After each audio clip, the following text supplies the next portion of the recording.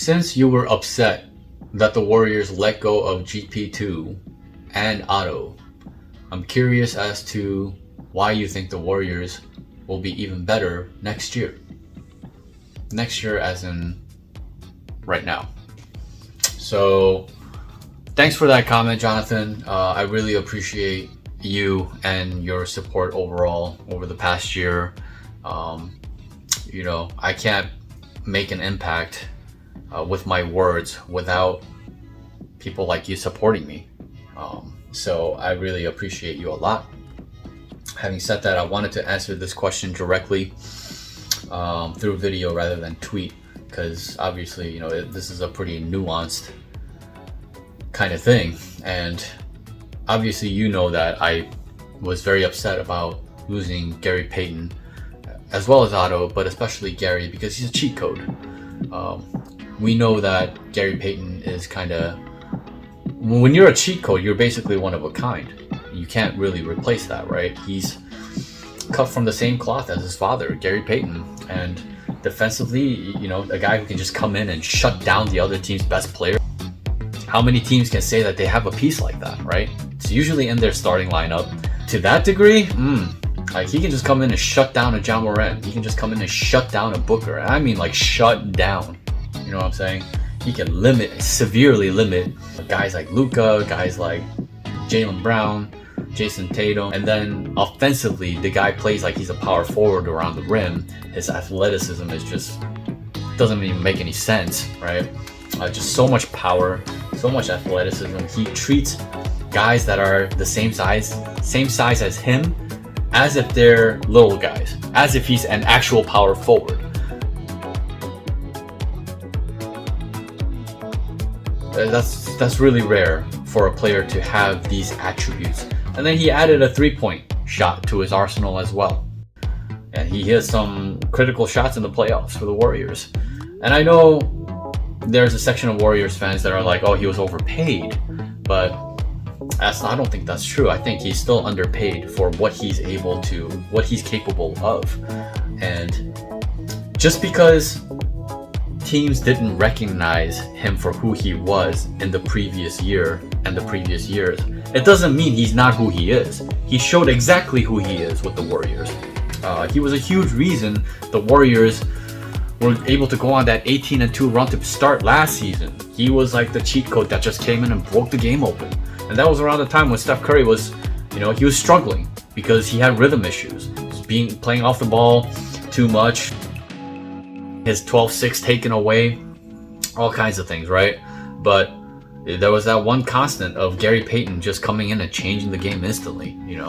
Him, Draymond, Looney, Wiggins. I mean, come on, that's just all-time generational defensive group right there. So that cannot be replaced. So I understand why you feel like, well, if you missed that kind of a piece, how can you be confident that the Warriors will be even better this year? And there's several reasons, and I think it all will make sense to you as well. Is the fact that number one, Klay Thompson played half of last year. Draymond Green played half of last year. Not only that, those two and Curry only played 10 minutes together the whole season. Steph Curry missed a bunch of games because Marcus Smart was a scumbag for a play. Put that into consideration, it's like, what if they had a full season together, which is what they have now going into this season. Andrew Wiggins having figured out his role and having a chip on his shoulder, just not getting the credit that he deserved as a defensive player. We saw what he did and what he's capable of on defense in the playoffs. He changed the trajectory of his career. He changed his own history and just created a new one. He will never be looked at the same way ever again. And yeah, you hear Shadow in the spaces talking about how he's coming in with a chip on his shoulder, and yeah, it's a contract year for him. That's another factor. 3 guys in contract years: Draymond Green, Jordan Poole, and Andrew Wiggins. Obviously, you have the young guys too, who have a lot to prove, but you have 3 key guys in contract seasons. They're trying to go off. They're trying to play their absolute best. They're trying to make accolades. They're trying to make all defensive teams, all kinds of stuff, right? So yeah, there's a lot of energy there. You know what I'm saying? Klay Thompson, he had a full offseason under his belt. And usually guys coming off of devastating injuries come back much better the second year than the first year. So we're going to see a better version of Klay. Steph Curry looks better than ever. He's not going anywhere. He's still well in his prime. You know me, I believe that the Warriors are in the midst of a three-peat, and they just got the first one. I think the second one is going to be the easiest one of the three. I feel that way. It very much reminds me of the 15-16 season, because going into that year, a lot of people were like, oh, were the Warriors a fluke? The Cavs were missing players, da-da-da-da-da. And then look what they did, right? So it all came down to, obviously, injury to Steph Curry that changed the entire trajectory of how that season should have finished.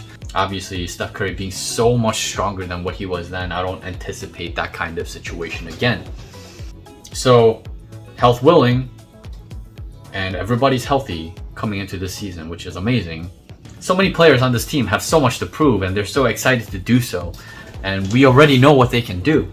And defensively, it's such a sound core group of guys. Steph Curry, Klay Thompson, Andrew Wiggins, Draymond Green, Loon, who really came into his own last year.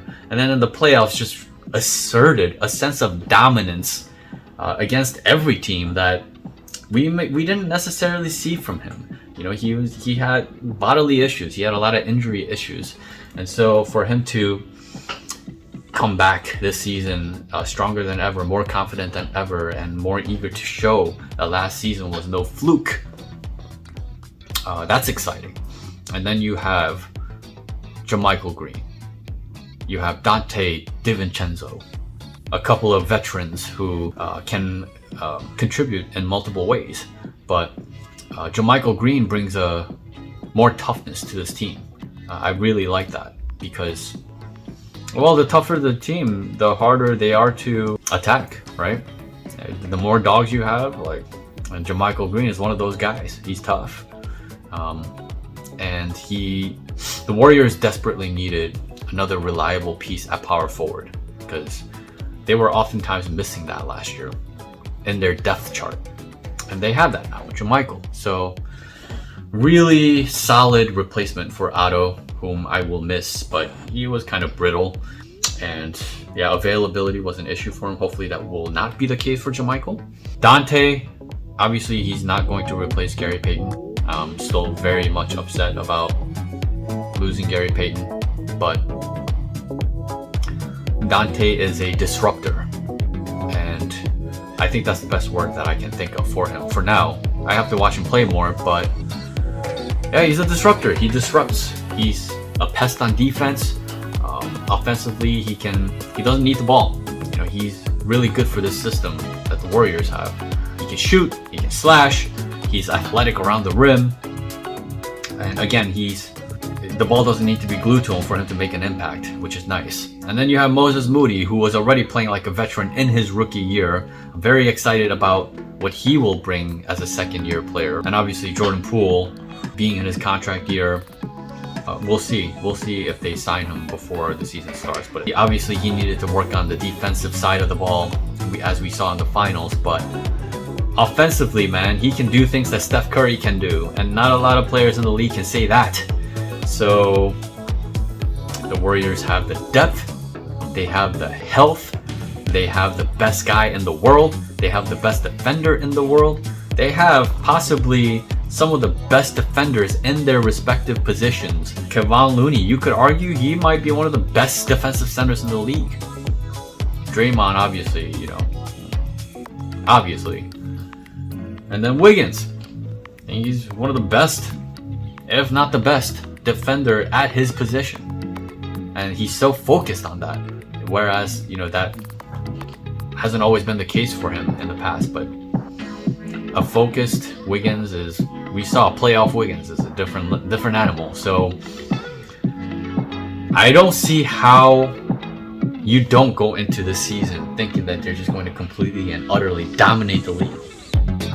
I just don't see how that's not going to happen. So yeah, I will miss Otto and I will miss GP, but from an overall standpoint, with everybody being available, I see pure domination coming.